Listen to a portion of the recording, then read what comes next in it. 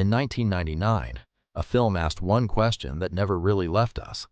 What if none of this is real? 27 years later, the question still hums under everything we do.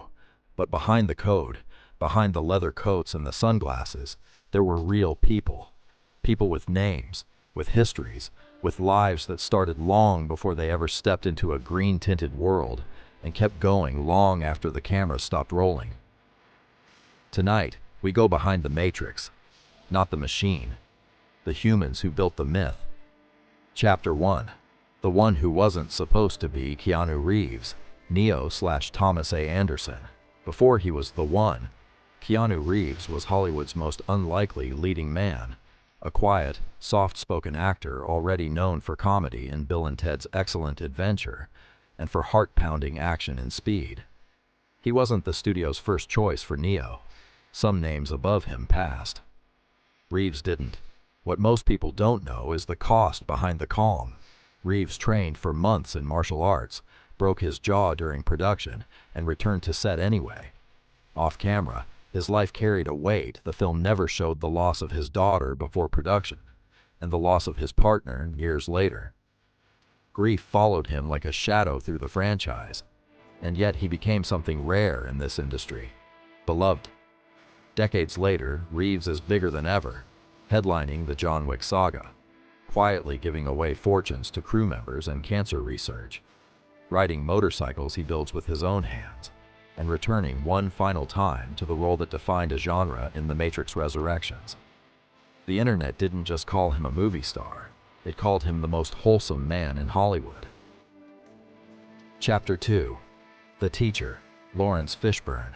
Morpheus. Long before he offered a red pill and a blue pill, Laurence Fishburne was already a Hollywood veteran cast in Apocalypse Now at just 14 years old, and later earning an Oscar nomination for What's Love Got to Do with It. He was a serious dramatic actor stepping into science fiction, and he brought Shakespearean gravity to a role that could have easily become camp. Fishburne has said the martial arts training on this film pushed his body harder than almost anything in his career. He and his co-stars became the first Western actors to train under legendary choreographer Yuen Wu-Ping's discipline, treated less like actors, more like professional athletes. Today, Fishburne remains one of the industry's most respected working actors, Emmy-winning for Blackish, a mainstay of prestige television and film, still commanding a room the way Morpheus once commanded a ship. Chapter 3. The Answer Looking for Neo, Carrie-Anne Moss. Trinity. Before Trinity, Carrie-Anne Moss was a working Canadian actress, bouncing between guest spots and small television roles, largely unknown outside industry circles. The Matrix changed that overnight. The leather, the guns, the impossible physicality.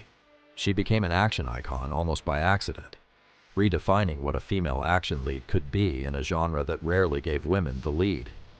Since then, Moss has deliberately chosen a quieter path, raising a family, taking selective roles in film and prestige television, and returning to Trinity one last time in Resurrections.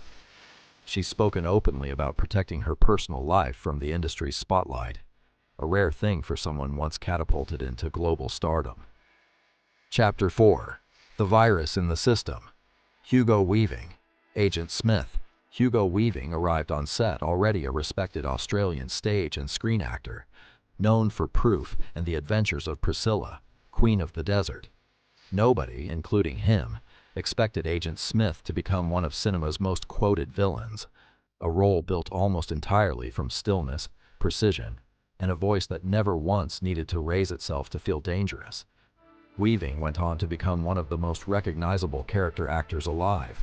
Elrond in The Lord of the Rings, V&V for Vendetta, Red Skull in the Marvel Universe. In recent years, he stepped back from major franchise work, focusing instead on Australian theater and smaller, deliberately chosen films, a quiet retreat from blockbuster fame by design, not accident. Chapter 5. The Betrayer. Joe Pantoliano. Cypher. Joe Pantoliano didn't need The Matrix to prove himself. By 1999, he already had The Goonies, Risky Business, and a career-long reputation for playing morally slippery men. Cypher was, in his own words, one of the most purely enjoyable villains he ever built, a man who chooses comfortable lies over difficult truth.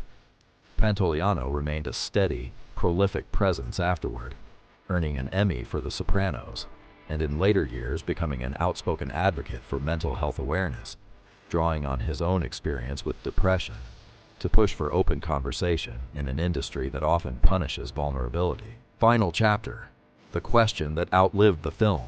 Some of this cast became icons. Some walked away entirely. One never got the chance to see what she built. And one is no longer with us at all. But that's the strange gift of a film like this. It doesn't just create characters. It freezes people in time, forever 1999, forever asking the same question they asked us decades ago. The screen forgot them. We won't.